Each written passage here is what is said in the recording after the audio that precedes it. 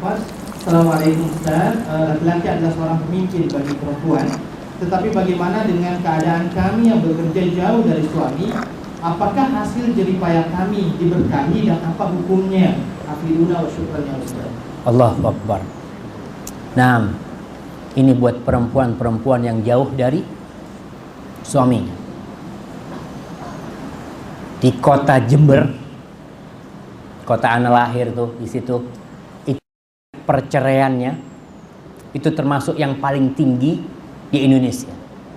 Kira-kira nomor 3 se-Jawa itu. Ada seorang pegawai agama, dia cerita penyebabnya itu masalah ekonomi. Jadi banyak istri-istri yang tak pandai bersyukur sama suaminya. Kemudian dia kerja ke luar negeri, dia kerja ke Malaysia, ke Singapura, kemana. Dia ingin kehidupan yang lebih baik.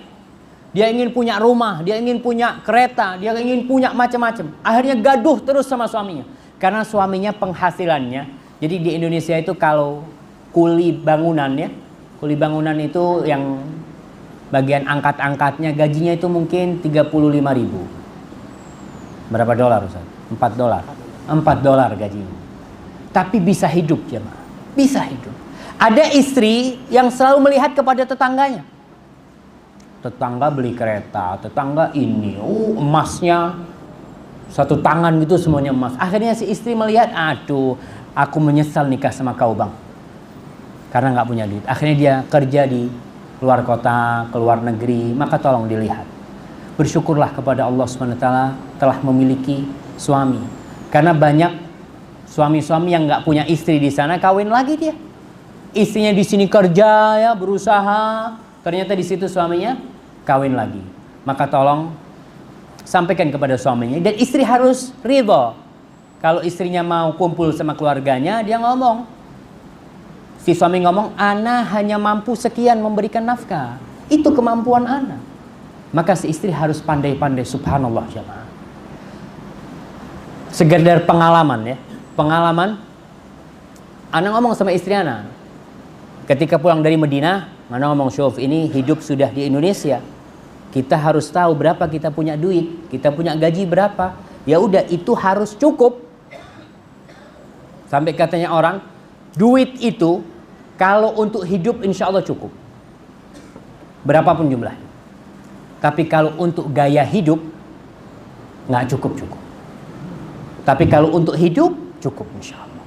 Anda ngomong sama istri, nih duit sekian nih, ini buat hidup. Bang, nggak cukup bang. Ya harus cukup. Karena itu cuma dapatnya. Emangnya suami harus curi duit gitu kan? Duitnya cuma ini yang dia dapat. Dan dia sudah berusaha. Anda ngomong ya ini yang dia dapat. Harus dicukupkan. Gimana ya kata dia. Akhirnya dia bertanya kepada sepupu dia.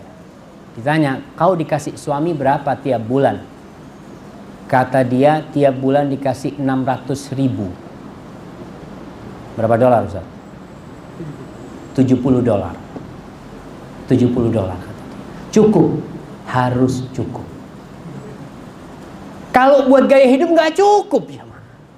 Jadi ibu-ibu yang umpamanya dia bekerja ke luar negeri, tidak seharusnya dia bekerja. Terkadang dia bekerja bukan atas perintah suami.